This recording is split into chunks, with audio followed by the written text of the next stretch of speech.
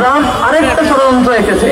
আপনারা দেখেছেন যে হচ্ছে তারা 20 দফা প্রস্তাব দিয়েছে, 20টা পয়েন্ট। তার মধ্যে একটা হচ্ছে তিনি ইউকের সেই তৎকালীন প্রাইম মিনিস্টার যিনি ইরাকে গণহত্যার জন্য অন্যতম দায়ী টনি ব্লেয়ার, তাকে গাজার প্রশাসক হিসেবে তিনি প্রস্তাব করছেন। কি ঘৃণ্য একটা প্রস্তাব! যিনি ইরাকের গণহত্যার জন্য অন্যতম দায়ী ব্যক্তি, তাকে গাজার বর্তমান ক্রাইসিস ম্যানেজমেন্টের জন্য প্রশাসক হিসেবে প্রস্তাব করছে। আমরা এই প্রস্তাবনার নিন্দা জানাচ্ছি এবং বাংলাদেশ সরকারকে এই প্রস্তাবের নিন্দা অবশ্যই জানাইতে হবে। বাংলাদেশ সরকারের প্রতি আমরা সেই দাবি জানাই, আমরা শুধুমাত্র ত্রাণ সহযোগিতা পাঠাইলেই, শুধুমাত্র অল্প অল্প সহযোগিতা পাঠাইলেই, কিছু কালচারাল অ্যাক্টিভিস্ট গেলেই এই গাজা কিংবা ফিলিস্তিনবাসীদের পার্মানেন্ট সলিউশন কখনোই হবে না। এর আগে বহু ত্রাণ সহযোগিতা গিয়েছে, বহু আশ্বাস আমরা দেখেছি, বহু রাষ্ট্রপ্রধান বহু প্রত্যাশা দেখিয়েছে, গাজাবাসীরা মুক্তি পায় নাই। আসসালামু আলাইকুম রহমতুল্লাহি ওয়া বারাকাতুহু। প্যালেস্তাইনে দীর্ঘদিন ধরে যে ঘটনা চলছে, আক্রমণ চলছে, সেদিকে আক্রমণ হয়, এদিকে আমরা প্রতিবাদ জানাই। নানান ঘটনা আমাদের অজানা রয়ে যায়, বাংলাদেশের চাপটাগুলো উল্টায় না। আপনারা দেখেছেন সেই 7 অক্টোবরের ঘটনার পর থেকে আজকে পর্যন্ত 66,065 জন প্রকাশিত হিসাব অনুযায়ী শহীদ হয়েছে, যার মধ্যে 20,000 হচ্ছে শুধুমাত্র শিশু, যেটি প্রকাশিত হিসাব অনুযায়ী। এর বাইরে আরো কত শহীদ হয়েছে আল্লাহ ভালো জানে। যেখানে সংবাদকর্মীরা সংবাদ সংগ্রহ করতে গিয়ে শহীদ হয়েছেন 365 জন, যেটি প্রকাশ করা হিসাব অনুযায়ী।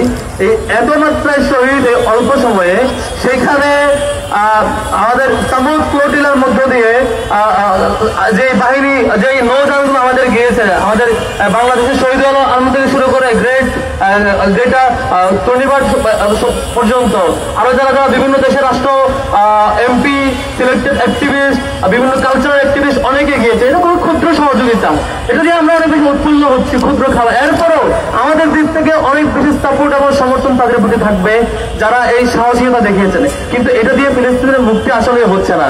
দিন শেষে আমাদের যে শহীদের ঘটনা, শাহাদাতের ঘটনা অনবরত ঘটছে, এখনো মারা যাচ্ছে, এখনো শহীদ হচ্ছে। এই যে ইসরায়েলের ব্যাপারে প্রতিবাদ প্রতিরোধ, এর মধ্য দিয়ে সমাধান হচ্ছে না। ট্রাম্প আরেকটা ষড়যন্ত্র এঁকেছে।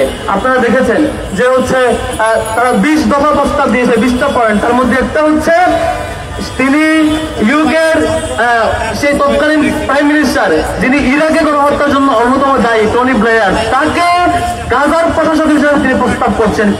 কি ঘৃণ্য একটা প্রস্তাব!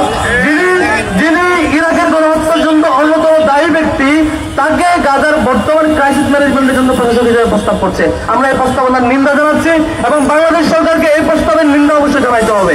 বাংলাদেশ সরকারের প্রতি আমরা সেই দাবি জানাই, আমরা শুধুমাত্র ত্রাণ সহযোগিতা পাঠাইলেই, শুধুমাত্র অল্প অল্প সহযোগিতা পাঠাইলেই, কিছু কালচারাল অ্যাক্টিভিস্ট গেলেই এই গাজা কিংবা ফিলিস্তিনবাসীদের পার্মানেন্ট সলিউশন কখনোই হবে না। এর আগে বহু ত্রাণ সহযোগিতা গিয়েছে, বহু আশ্বাস আমরা দেখেছি, বহু রাষ্ট্রপ্রধান বহু প্রত্যাশা দেখিয়েছে, গাজাবাসীরা মুক্তি পায় নাই। গাজাবাসীরা দিন শেষে আবারও নিহত হয়েছে, শহীদ হয়েছে, আবার টর্চারের মুখোমুখি হয়েছে, দিন শেষে কর্নারেট হয়েছে। এখন যে ক্রিটিক্যাল মুহূর্তের মুখোমুখি হয়েছে গাজাবাসী, কোন ধরনের সহযোগিতা পাচ্ছে না। ইতিপূর্বে আমরা এত ক্রিটিক্যাল পরিস্থিতি দেখি নাই। আমরা বাংলাদেশ সরকারকে আহ্বান জানাবো, এই ঢাকাকে আমাদেরকে অবশ্যই গ্লোবাল সলিডারিটির হাব বানাইতে হবে।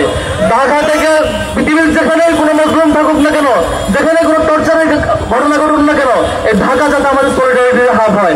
আমরা দেখেছি সদ্য কয়েকদিন আগে বাংলাদেশের একটি আমাদের প্রাইভেট ইউনিভার্সিটিতে 3 শতাধিক ফিলিস্তিনি নাগরিককে আসবার কথা ছিল স্টুডেন্ট হিসাবে, সেটি ডিপ্লোম্যাটিক বিভিন্ন কারণে সেটি ক্যান্সেল করা হয়েছে, সেটারও আমরা নিন্দা জানাচ্ছি। চট্টগ্রামের সেই একটা বিশেষ প্রাইভেট ইউনিভার্সিটির 3 শতাধিক স্টুডেন্টকে ফিলিস্তিন থেকে বাংলাদেশে আসার পিছনে যারা বাধাদারি করেছে, সেটিও খতিয়ে দেখা দরকার। শুধুমাত্র এটাই নয়, ফিলিস্তিনবাসীকে আরো যতভাবে বাংলাদেশ গভর্নমেন্টের সহযোগিতা করা দরকার, সবকিছু বাংলাদেশ সরকারের থাকা উচিত ছিল। সেটি আমরা ব্যর্থ হয়েছি, সেটা আমরা দেখি নাই সফল রেসপন্সটা। বাংলাদেশ সরকারের সব রেসপন্স আশা করি। এবং আপনারা দেখেছেন কয়েকদিন আগে, বেশ কয়েক মাস ধরে ইসরায়েল সে আগ্রাসন ফিলিস্তিন কিংবা গাজার মধ্যে সীমাবদ্ধ রাখে নাই, সেটা আশপাশের 7টা দেশে আক্রমণ করেছে, লেবানন থেকে শুরু করে কাতার পর্যন্ত সব জায়গায় আক্রমণ করেছে। এই আগ্রাসন একটি গ্লোবাল আগ্রাসন, এতে শুধুমাত্র গাজার মধ্যে সীমাবদ্ধ থেকেছে বলে মনে করার কোনো কারণ নাই। আমরা দেখেছি কয়েকদিন আগে সৌদি আরব পাকিস্তানের সাথে পারস্পরিক ডিফেন্স চুক্তি করেছে, অর্থাৎ সেখানে অ্যাটাক হলে এখানে অ্যাটাক হবে, অর্থাৎ সেখানে অ্যাটাক হলে আমার আক্রমণ মনে করে আমি সেটা প্রতিবাদ প্রতিরোধ করব। পারস্পরিক ডিফেন্স চুক্তি হচ্ছে, এই চুক্তিগুলো মুসলিম সব দেশে পারস্পরিক সহযোগিতা থাকা দরকার। আমরা আসলে বাংলাদেশ ইসলামী ছাত্র শিবিরের জায়গা থেকে এই গ্লোবাল আমাদের যে গ্লোবাল সাপোর্ট যাচ্ছে সাপোর্ট করছিল সেটির প্রতি সংহতি জানাচ্ছি। একই সাথে এই ক্ষুদ্র সমর্থনে উৎফুল্ল না হয়ে গাজাবাসীর জন্য পার্মানেন্টলি কি করা যায় সেটার জন্য টোটাল বিশ্ববাসী এবং বাংলাদেশ সরকারকে আহ্বান জানাচ্ছে আমাদের দিক থেকে সরব রেসপন্স যাতে থাকে। সবাইকে ধন্যবাদ জানাচ্ছি। আসসালামু আলাইকুম রহমতুল্লাহ।